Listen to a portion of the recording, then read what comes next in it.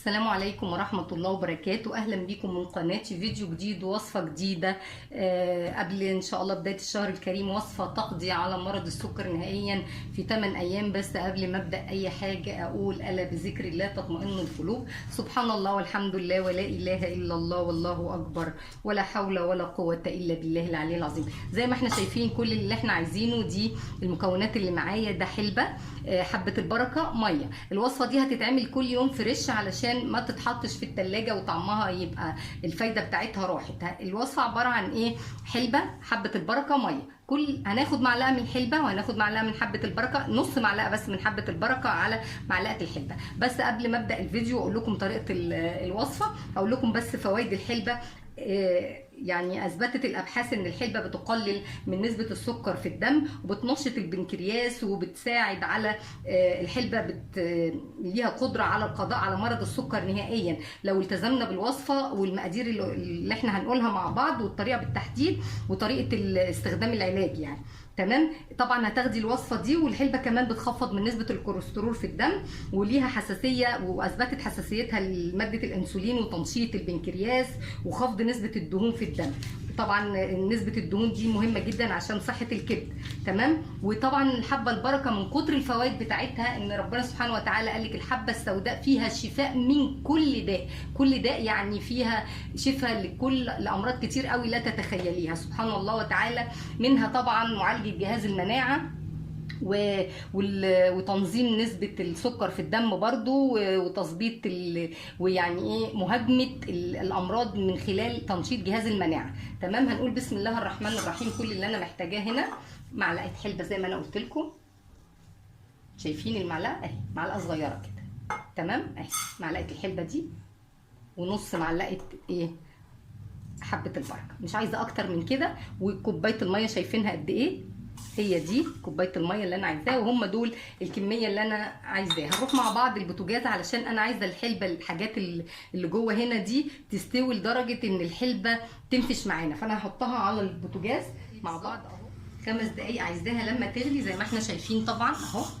انا عايزاها تغلي لدرجه ان الحبه بتاعت الحلبه تفشر، يعني زي ما اكون كده نقعت فول والحب او نقعت بليله والحبايه فشرت، يعني طلعت من بعضيها خالص.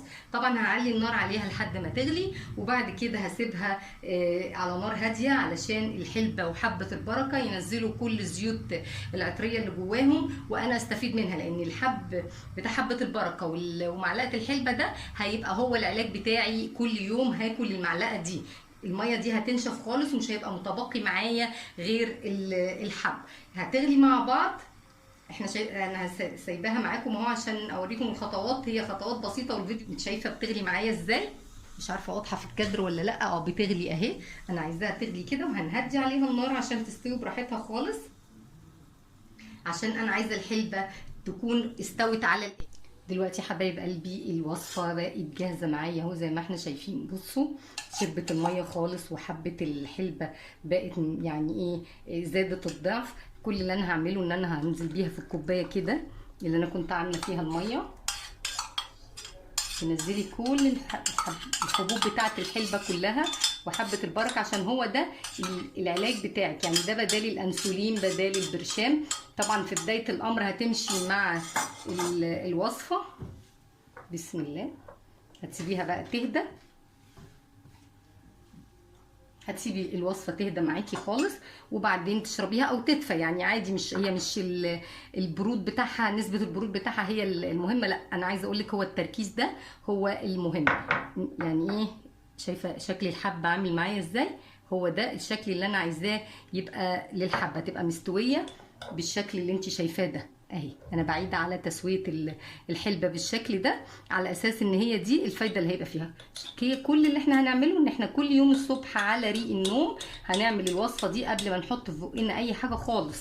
ان انت تبتدي تعملي الوصفه بنفس الخطوات اللي انا عملتها معاكي، وتاخديها لمده 8 اسابيع بالظبط.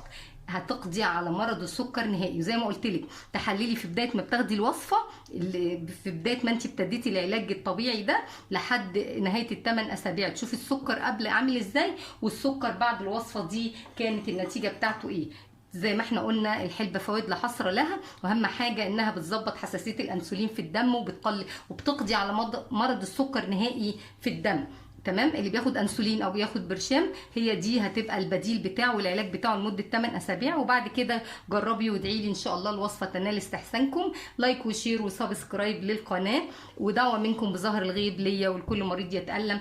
انا اللي خلاني لجأت الوصفه دي، انا مش مريضه سكر، بس انا كنت جات لي كورونا ودخلت العنايه المركزه مرتين، فهناك كنت بتعالج بالكورتيزون، فجالي سكر نتيجه العلاج بالكورتيزون. فجارتي لما قالت لي على الوصفه دي وجربتها بجد، والله انا النهارده ما عنديش سكر خالص بجد، دي عن تجربه شخصيه. فجربي وادعي لي، وان شاء الله الوصفه تنال استحسانكم. السلام عليكم ورحمه الله.